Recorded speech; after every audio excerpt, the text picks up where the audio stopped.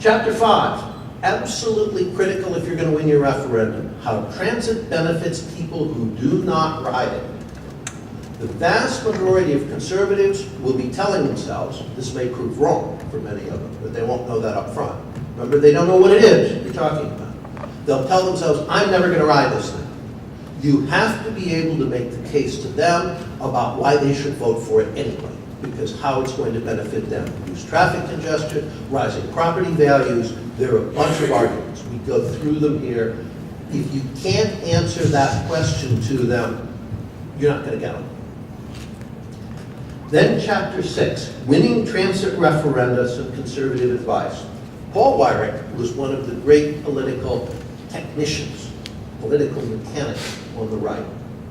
I cannot tell you how many Republican members of Congress I have heard come up to Paul at meetings and say, I got my start in politics at one of your campaign schools.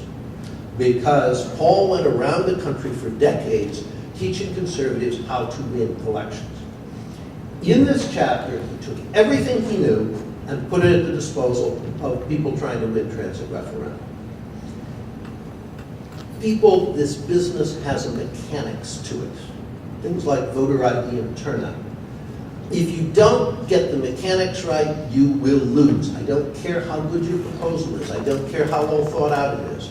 If the mechanics aren't done right, you will lose. And this is classic of a situation where goo-goos lose election because they don't know the mechanics. They think it's enough just to have a good cause. No, it doesn't work that way. So, under all circumstances, if you do nothing else, read this chapter and read it tells you. Otherwise, you're going to lose. Chapter